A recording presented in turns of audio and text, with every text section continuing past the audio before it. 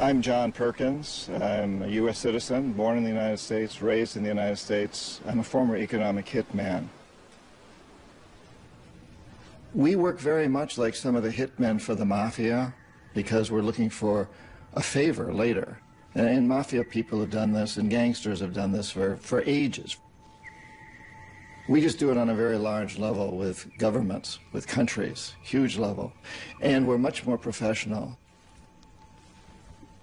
We do this in many ways, but perhaps the most common is that economic hitmen will identify a country that has resources our corporations covet, like oil. And then we arrange a huge loan to that country from the World Bank or one of its sister organizations. But the money never actually goes to the country. Instead, it goes to our own corporations to build big infrastructure projects in that country. Things that benefit a few very rich people in that country, as well as our own corporations, but don't help the majority of the people who are too poor.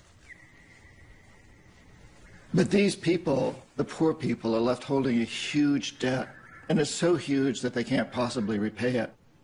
But in the process of trying to repay it, they create a situation where they can't afford to have good health programs or educational programs. So we economic hitmen go back in and we say, listen, you owe us a lot of money, you can't pay your debts, so give us a pound of flesh.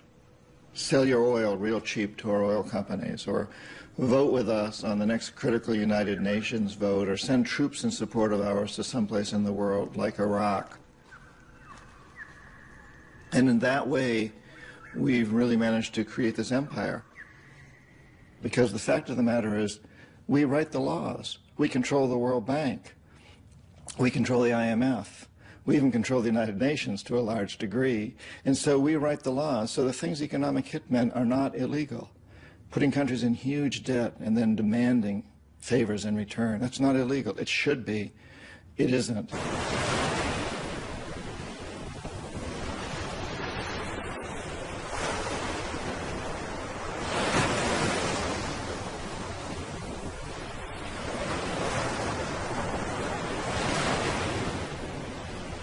One of the characteristics of an empire is that it enforces its currency on the rest of the world. And we've really done that with the dollar. So in 1971, the United States had a tremendous amount of debt, and a lot of this was the result of the Vietnam War. And we were on the gold standard. So some of these other countries decided to call in their debts in gold because they didn't trust the dollar.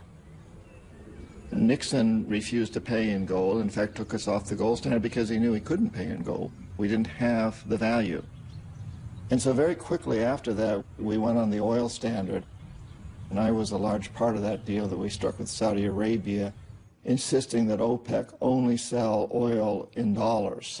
And so suddenly the dollar moves from the gold standard to the oil standard, which in many respects is a much more important standard because oil is intrinsically more valuable than gold in this day and age. And so suddenly the world can only buy oil for dollars, and the dollar is a very, very important currency. Today, the United States, once again, is a bankrupt country. We have huge amounts of debt, more debt than any country's ever had in the history of the world before.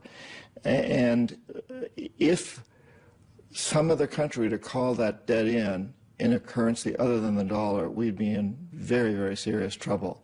Right now, they're only calling it in dollars because oil is the big commodity, and you can only buy oil in dollars. But Saddam Hussein threatened to sell oil for something other than dollars just before he was taken down.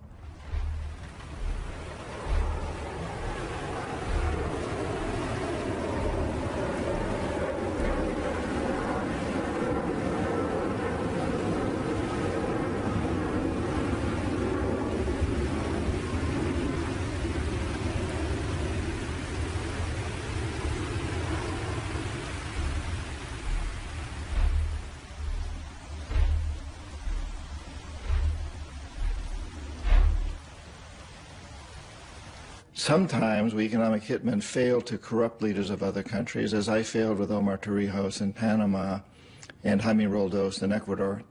It doesn't often happen, but when it does, then the jackals are sent in. And these are people who overthrow governments or assassinate their leaders. So when I failed with Jaime Roldos in Ecuador and Omar Torrijos in Panama, the jackals went in and assassinated them.